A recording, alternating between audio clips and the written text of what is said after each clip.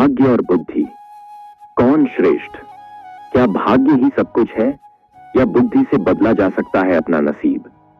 आइए इसे एक छोटी सी कहानी के माध्यम से जानते हैं। गांव के एक प्रसिद्ध महल में राजा विक्रमेंद्र का शासन था। उनकी विद्वता और न्यायप्रियता के चर्चे दूर दूर तक थे। लेकिन एक दिन दरबार में एक विचित्र बहस छिड़ गई।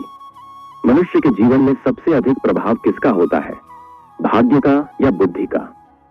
दरबार में दो प्रमुख मंत्री थे, अच्युत और विदुर। अच्युत भाग्य के समर्थक थे, जबकि विदुर बुद्धि के।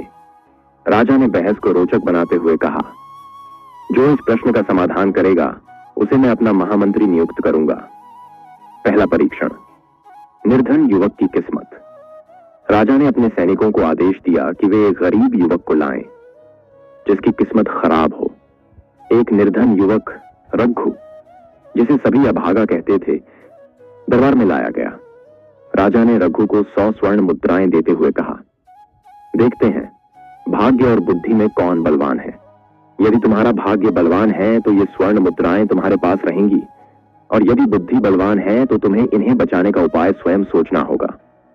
रघु ने मुद्राएं ली और खुशी खुशी घर की ओर चला गया। लेकिन रास्ते में ही एक चालाक ठग ने उसे बेवकूफ बनाकर सारी मुद्राएं छीन ली। अब दरबार में अच्युत ने कहा, देखा, इसका भाग्य ही खराब है।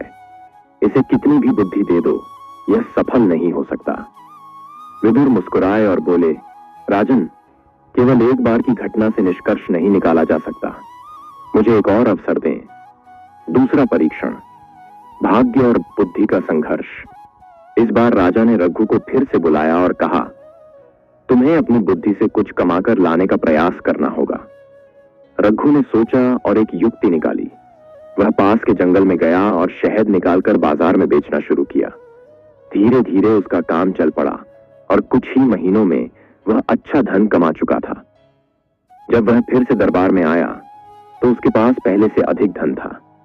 विदुर ने मुस्कुराते हुए कहा, राजन, यह प्रमाण है कि बुद्धि भाग्य से श्रेष्ठ होती है। भाग्य ने इसे एक बार ठगा, लेकिन बुद्धि ने इसे फिर से उठने का अवसर दिया। अच्युत ने इस पर तर्क दिया, परंतु यदि रघु का भाग्य ही खराब रहता तो इसे शहद भी नहीं मिलता, या जंगल में कोई सर्प इसे काट लेता। यह बचा रहा क्योंकि भाग्य ने इसे अवसर दिया।